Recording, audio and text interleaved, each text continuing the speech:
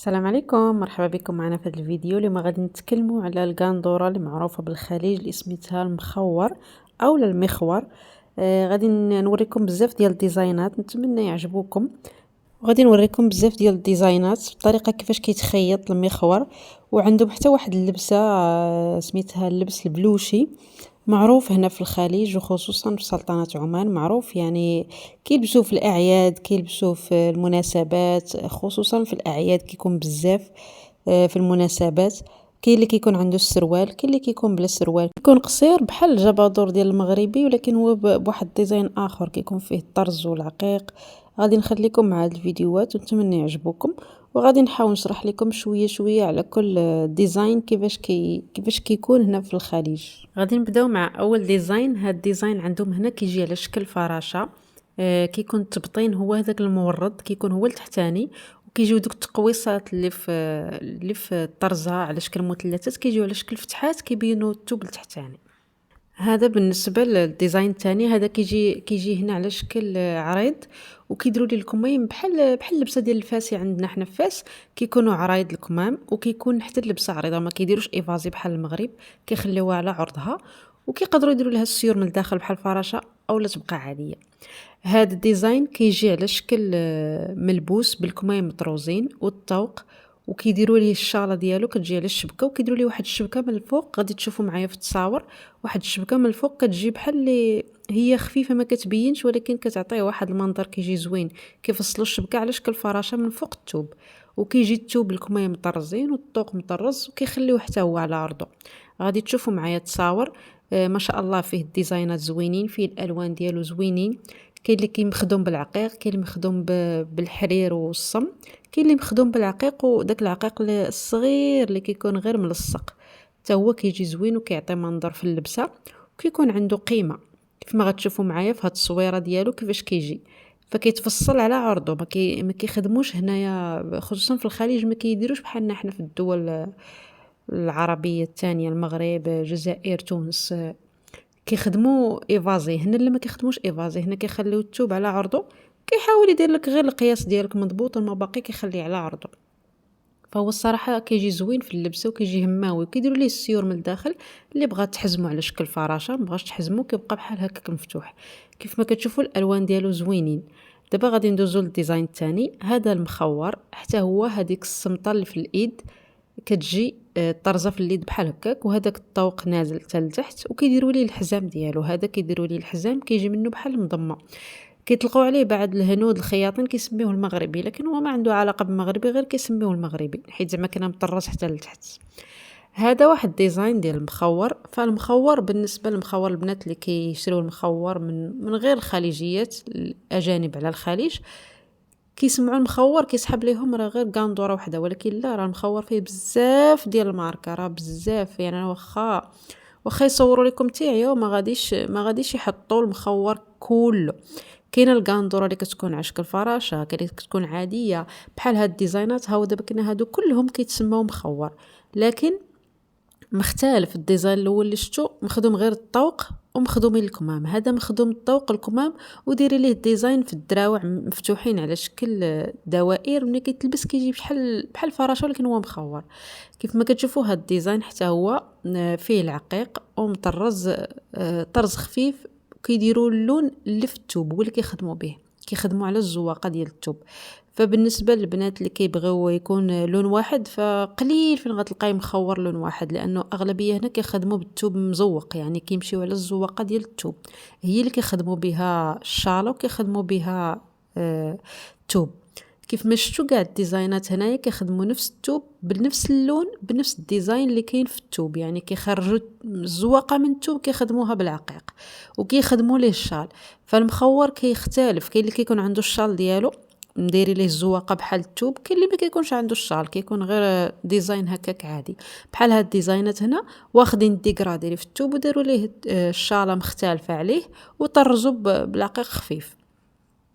اغلب ديال المخور كيكون مخدوم غير بالعقيق، لكن المخور فيه وفيه. كاين اللي كيكون مخدوم بالعقيق غير كيلصق بالكوايه اولا بالمصلوح كيف ما كنقولوا حنا بالسخون كتحط عليه كيلصق. هذاك ما كنصحش به انا، لانه اغلبيه كيطيح ليه العقيق، خصوصا الا كان العقيق ماشي اصلي وكيكون دغيا كيتقلع. كاين اللي كيكون فيه عقيق ولكن كيلصق ثابت، واخا تغسليه شحال من خطره ما كيتحيدش، ولكن كيكون غالب عليه الطرز، كيكون الطرز غالب على العقيق. اما الا كان المخور كله عقيق ما فيش الطرز، فخاصك تاكدي ان العقيق واش راكب، حيت كاين اللي كيكون راكب، كاين اللي كيكون غير ملصق.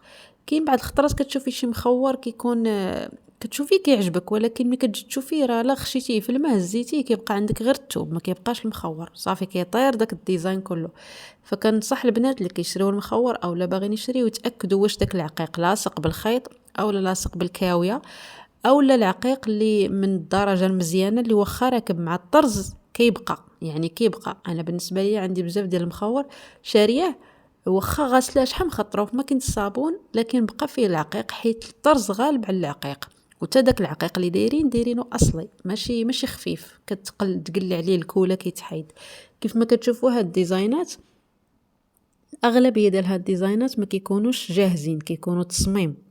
اغلب الديزاينات اللي كتشوفهم بحال هكا في الاعلانات كيكونوا تصميم، كيكون يا الثوب هو مطروز وكتفصلي عند الخياط بالطريقه اللي بغيتي، كيقول لك واش بغيتي ديري الشاله كيخدم لك حتى الشال ديالو، اولا كتلقايه جاهز عند الخياط وكتشريه، اولا كيكون عند شي مصمم كيخدم وكيبيع. بالنسبه لهاد الديزاين قلت لكم هذا كله عقيق، هذا الديزاين مطروز بالعقيق، لكن كيف ما كتشوفوا العقيق داك اللون اللي كيكون لون الثوب ومخدوم باليد، يعني مخدوم لاصق، ماشي داك العقيق اللي كيكون كتعرفوا بحال اللي كان كيخرج في العبايات القدام اللي كانوا دخلوا شحال ديال المغرب، كانت كتكون فراشه في الظهر، كتكون في الجناب، يعني كيكون غير بالكوله كيلصق. اما بالنسبه لهذا العقيق فهو راكب، وكيكون العقيق من الدرجه كبيره، يعني واخا خاصو بزاف تلصقه باش يلصق، ماشي داك اللي كيكون غير خفيف كدوز عليه المصلوح خفيف وكيتحيد. كيف ما كتشوفوا معنا هذا الديزاين حتى هو بالعقيق، لكن باين من العقيق الاصلي، حتى هذا فيه العقيق اصلي، يعني كيلمع وكبير، ما لاصقش بالكوله، هذا لاصق باليد ديال المعلم. كتلقى فيه ماشي من الضروره ما يكونش فيه العقيق لاصق، ولكن كيكون اصلي كيف ما قلت لكم. داروا ليه طوق خفيف، الكميمات كيكونوا مطروزين بحال الثوب، والشاله كيخدموها باي زواقه اللي كتمشي مع الثوب وكيديروها في الديكرادي ديال الثوب باش تعطي. كاينين بزاف ديال الانواع، كاين اللي كيكون مخرب، كاين اللي كيكون مطروز، كاين اللي كيكون نازل الطوق كامل، كاين اللي كيكون من الجناب والقدام، كاين اللي كيكون فيه من الكميم، وكيكون واحد النوع تاني فيه السلسله من الكميم كيجي مقبوط، هذاك اكثريه كيديروه مع السروال ديالو كيجي تا هو مقبوط كيجي زوين. كاين اللي كيكون واخا هو نازل وكلوش ودايرين ليه حتى السروال ديالو كيجي زوين، على حسب. يعني المخور فيه بزاف، بحال تقولوا حنا قفطان مغربي فيه بزاف ديال الديزاينات. راه ملي كتقولي قفطان مغربي ماشي كتحددي واحد الموديل، راه بحر، خاصك انت تقولي الموديل اللي باغا الخياط. بحال هكا كذلك المخور عندهم هنا في الخليج، يعني ملي كتسمعي المخور راه خاصك تشوفي بزاف الانواع باش تقتنعي، لان باش تقولي مخور بغيت مخور جيب لي مخور، يعني راه يقدر هو ياخذ لك على الذوق ديالو، غيكون داكشي الا ما كانش هو ذواق اللي كيبيع ولا اللي كتبيع، غادي يكون بطبيعه الحال غيجيب لك شي حاجه ناقصه. وهذا كيف ما كتشوفوا داروا الشال ديما كتكون الشاله مختلفه على اللبسه باش كتبان، وكيديروا لها العقيق اللي في اللبسه، كيختاروا شي ديزاين وكيديروه. كيف ما كتشوفوا ما شاء الله هذا الحمر مطرز بالوريدات صفرين، خدموا ليه العقيق بالصفر والحمر بنفس اللون، وداروا الشاله فيها الحمر والصفر الذهبي قليل باش تبان. كيف ما كتشوفوا تبارك الله كيلمع. فكنا بكري كنقولوا لا الثوب مورد ما غيبانش فيه الخدمه وهذه، ولكن هنا كيخدموا غير بالعقيق وما شاء الله كيبان. بالنسبه للثقافه ديال المخوار كيلبسوه في الاعياد في المناسبات. ندوزو لهذا الموديل ما ننقزوش. مخدوم بالكروشي، هذا بالكروشي في طبيعه الحال كل مخوار والسعر ديالو، ماشي كاع المخوار نفس الثمن، كاين الرخيص وكاين الغالي، فكل ما كان مخدوم بالعقيق بزاف ومخدوم داخل فيه الكروشي ولا شي حاجه كتزاد الثمن ديالو. شوفوا هاد القندوره داروها على شكل خفيف مطروزه غير بالعقيق في الكميمات وفي الطوق، وكيخليوها كلوش كيف ما شفتوا، ما كيرسموش المرا، كيخليوها هكاك تلبسوا اي وحده، يعني واخا تكون ضعيفه كتبان لك راه لابسه زوين. هذا هو النوع اللي قلت لكم كيجي بالسروال، هذا كيسميوه البلوشي، كيجي واعر وفيه الثمن الصراحة واصل حتى ل50 ريال تقريبا، الا ما خفت نكذب 1000 او 1500 درهم مغربي، يعني ساوي الثمن. وكيكون ثقيل بالعقيق وبالطرز، وفيه ديزاينات زوينين. غير انا ما لقيتش لكم الديزاينات، ان شاء الله غندير فيديوهات اخرين ونوضح لكم هاد الديزاينات اللي لقيت لكم ديال البلوشي بالسروال. الا لقيت الديزاينات كثار غادي نعاود ندير لكم فيديو خاص غير باللبس البلوشي اللي كيكون فيه ديزاينات مختلفه، فيه هاد الديزاين وديزاين اخر. هذا هو اللي قلت لكم كيكون بالسلسله في الكميم مقبوط، حتى رجلين كيكونوا مقبوطين. وكاين واحد المخور كيكون بلا سروال ولكن كيكون طويل بحال الكاندوره، بحال القميص ديالنا بالسلسله من الكميم. هذا حتى هو ديزاين بلوشي كيخدموه بجوج لوان، كيفصلوا على شكل غاندوره مفتوحه، واكثريه كيلعبوا على الكميم وعلى الكلوش لتحت.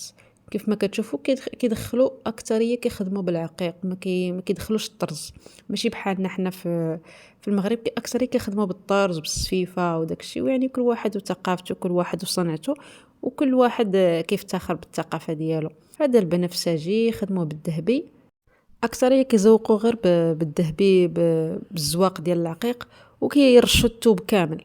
نتمنى يعجبكم الفيديو، نتمنى تخليو تعاليقكم، نتلاقاو في فيديو جديد. شكرا.